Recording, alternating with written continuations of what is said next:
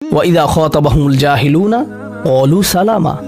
অল্প অল্প করে অবিশ্বাস্য কিছু শিক্ষা এখানে প্রদান করা হয়েছে। আরবি ভাষায় ইযা অর্থ যদি না, এর অর্থ যখন।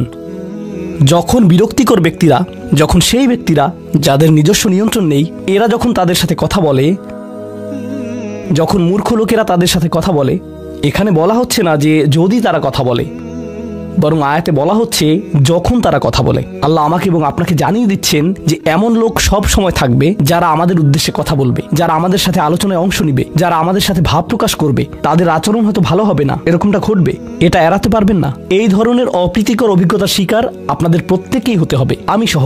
এমন লোক থাকবে যারা জাহেল। এখানে জাহেল অর্থ উপলব্ধি করুন। জাহেল অর্থ শুধুমাত্র মূর্খ না।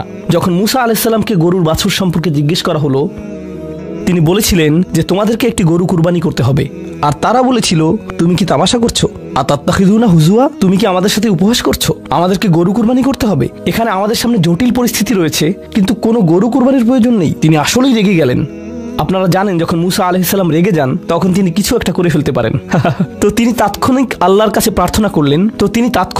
কাছে প্রার্থনা করলেন এবং বললেন, আউযু বিল্লাহি আন আকুনা মিনাল জাহিলিন, আমি জাহেলদের অন্তর্ভুক্ত হওয়া থেকে আল্লাহর আশ্রয় প্রার্থনা করি। এর অর্থ মূর্খ নয়, কারণ স্পষ্টতই মুসা আলাইহিস সালাম ছিলেন পৃথিবীর জ্ঞানী মানুষদের একজন।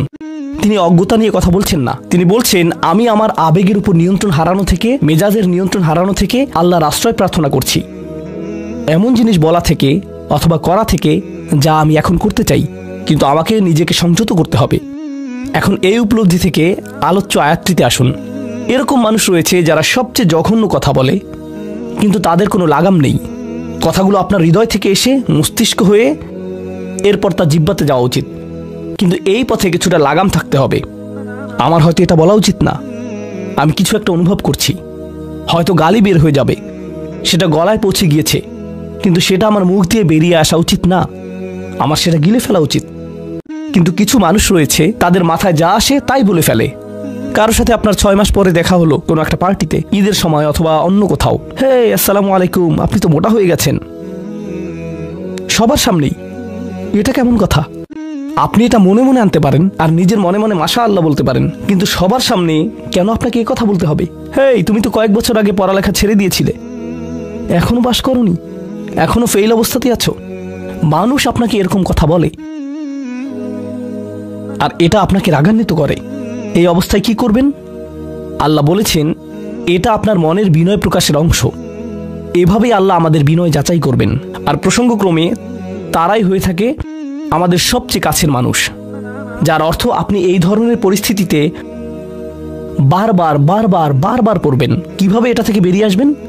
আল্লাহ বলছেন, ওয়া ইযা খাতাবাহুমুল জাহিলুনা ক্বালু সালামা। এটা দিয়ে কতিপয় জিনিস বোঝায়। আমি এখানে সেই কয়েকটি শিক্ষা নিয়ে আলোচনা করব। যখন এমনটা ঘটবে, আপনার তাৎক্ষণিক প্রতিক্রিয়া হবে শান্তি, ক্বালু সালামা। এটা দ্বারা বিদায়ও বোঝাতে পারে। আপনি বলবেন, সালাম, আমি আর এই আলোচনা চালিয়ে যেতে চাই না, আমি সম্মানজনকভাবে আপনাকে বিদায় জানাবো। ও দাঁড়ান, আমার তো একটা মিটিং আছে। এর বাকি অংশটুকু আপনি মনে মনে বলতে পারেন আল্লাহর সাথে দোয়া করার জন্য, কিন্তু এটা তার কাছে প্রকাশ করার প্রয়োজন নেই। শুধু বলুন যে আমার একটা মিটিং আছে, আর সেখান থেকে চলে আসুন, কারণ আপনি এটা নিতে পারবেন না। তারা সেখান থেকে বেরিয়ে আসে সম্মানজনকভাবে।